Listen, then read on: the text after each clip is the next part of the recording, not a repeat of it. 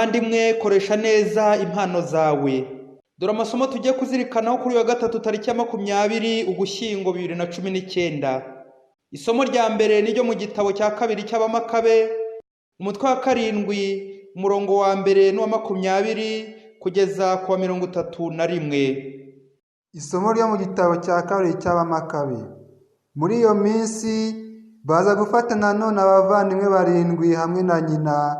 Umwami abakubitisha imikwege n'imirya y'ibimasa, ashaka kubahatira kurya inyama z'ingurube zabuzwaga n'amategeko. Nyina ubabyara rero abagatangaza rwose n'intibagirana, we wabonaga abahungu be 7 bicwa umunsi umwe.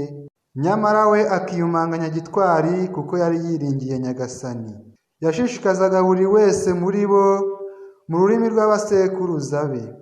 Uko yakuzuye ibitekerezo bitunganye, akanayoborwa n'ubutwari bwa kigabo, uwo mugore yabwiraga abahungu be ati, uko nabasamye sinkuzi, sinjye wabagabiye umwuka n'ubugingo, sinjye watunganyije ingingo za buri wese muri mwe. Nicyo gituma umuremyi w'isi, we wahanze umuntu akaba n'inkomoko y'ibintu byose, azabagirira impuhwe akazabasubiza umwuka n'ubugingo, ubwo mwiyanze ubwanyu kubera urukundo mufitiye amategeko ye. Antiyokusi abyumvise yibwira ko bamusuzuguye, ndetse akeka ko bamututse. Niko guhendahenda umuhererezi wari ukiri muzima, ndetse anamusezeranya mu ndahiro kazamukungahaza, akadamarara, akazamugira inshuti, kandi akamushinga imirimo ikomeye naramuka aretse imigenzo y'abasekuruza be. Ariko wa musore ntiyabyitaho. Umwami niko guhamagaza nyina umubyara, amusaba kumugira inama ngo akunde akize ubuzima bwe. Amaze kumwinginga igihe kirekire, yemera kugira umuhungu we inama. Nuko nyina aramwiyegereza, ari nako ahema wa mugome, amubwira mu rurimi rw'abasekuruza be ati, mwana wanjye, mbabarira njye wagutwaye mu nda amezi 9 yose, nkakonsa imyaka 3, nkakugaburira kandi nkakurera kugeza uko ungana uku, ari njye ukwitaho. Ndakwinginze mwana wanjye, ubura amaso witegereze ijuru n'isi, urebe ibihari byose, kandi wibuke ko Imana yabikuye mu busa, ndetse n'abantu akaba ariko baremwe. Witinya uwo mwicanyi, ahubwo emera upfa n'ubutwari nk'abavandimwe bawe, kugira ngo igihe cy'imbabazi z'Imana nikigera, nzongeye kukubona hamwe nabo. Nyina yabaye akirangiza kuvuga, uwo musore atera hejuru ati, mbese mutegereje iki? Sinteze kumvira amabwiriza y'umwami, ahubwo numvira amategeko abasekuruza bacu bahawe na Musa.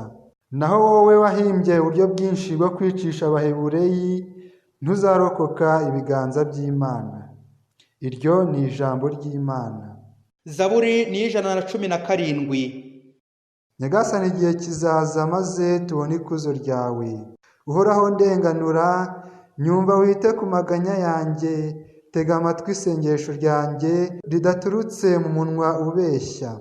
Ijisho ryawe nirirebe aho kuri guherereye.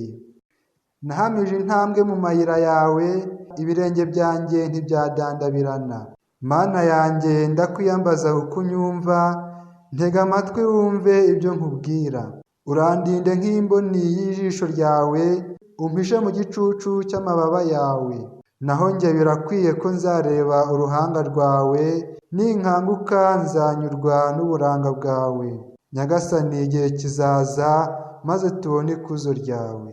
Ivanjiri niyanditswe na Luka, umutwe wa 19, umurongo wa 11 kugeza ku wa 28. Nyagasani Yezu nabane namwe. Amagambo mu Ivanjiri ntagatifu uko yanditswe na Luka. Mu gihe abantu bari bamuteze amatwi, Yezu yongera kubacira umugani, kuko yari ageze hafi ya Yerusalemu, kandi hakaba hari abibwiraga ko ingoma y'Imana igiye kwigaragaza ako kanya. Nuko aravuga ati, umuntu w'igikomangoma yagiye mu gihugu cya kure, ajyanywe no kwimikwa, byarangira akagaruka. Nuko ahamagara 10 mu bagaragu be, abaha ibiceri 10 bya feza, arababwira ati, muzabikoreshe neza bizunguke kugeza igihe nzagarukira. ariko abaturage be baramwangaga maze bamukurikiza intumwa zo kuvuga ngo ntidushaka ko uriya tubera umwami.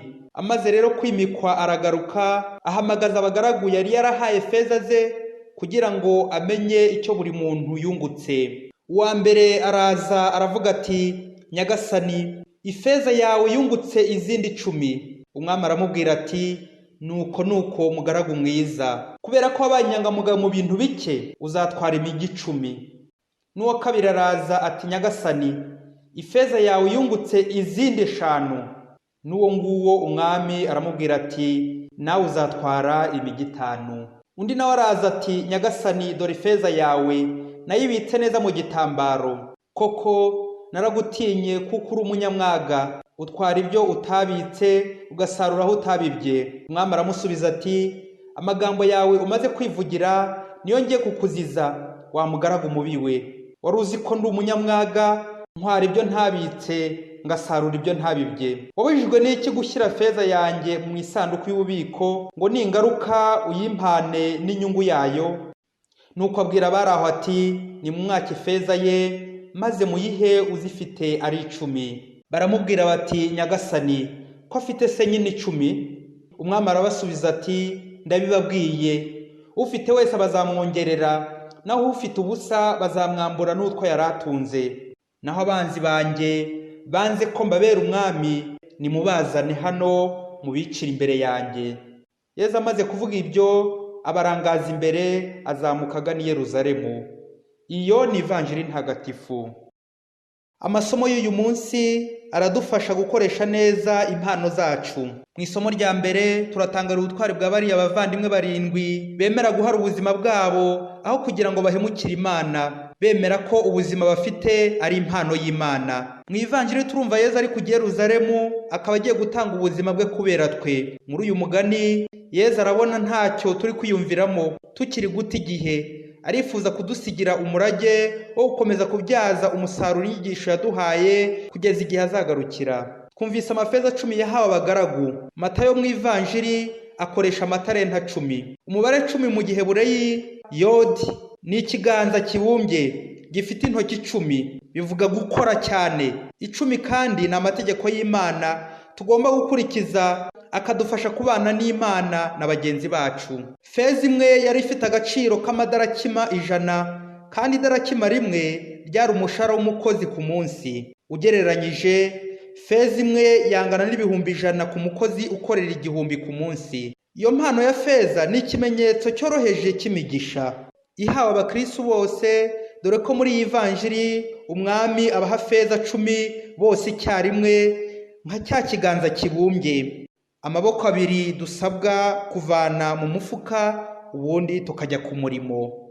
Tumenye gutandukanya ingabire n'impano bavandimwe. Ingabire kugaba, ingabire ndwi za Roho Mutagatifu duhabwa muri batisimu zigasendera mu gukomezwa. Ubuhanga, ubwenge, ubujyanama, udacogora ku Mana, ubumenyi, ubusabaniramana, igitinyiro cya Nyagasani. Byumvikane ko uwitwa umukristo wese yabishaka atabishaka izi ngabire arazifite. Naho impano, guhabwa ni imitungo y'umwihariko Imana umuremyi ahereza abantu ku mpamvu 3 z'ingenzi, kugira ngo bayikoreshe mu gukorera Imana, mu gufasha abandi, ndetse na nyir'ubwite ikamufasha. Impano yose itari gukoreshwa neza muri ubu buryo 3, hari ubwo irangira cyangwa tukayamburwa, bityo ikaba yahabwa undi. Ubuzima dufite ni impano y'Imana. Hari impano itangaje Imana yahaye abatuye isi bose ku rwego rungana, ni igihe. Buri muntu wese agira amasaha 24. Perezida akoresha 24, papa niyo akoresha, umunyeshuri, mwarimu, umuhinzi, umucuruzi, umurobyi, bose ni 24, nta urengerezwaho. Ariko igitangaje, hari abantu bamwe bahora mu miborogo ngo nabuze umwanya. Mutagatifu Agustin ati, ntukavuge ngo wabuze umwanya, ahubwo ikibura ni urukundo. Umuhanga yaravuze ati, nushaka kumenya Imana yawe, ni ibintu byose ukunda kandi udashobora kuburira umwanya ku munsi. Igihe kidufasha kubyaza umusaruro impano twahawe.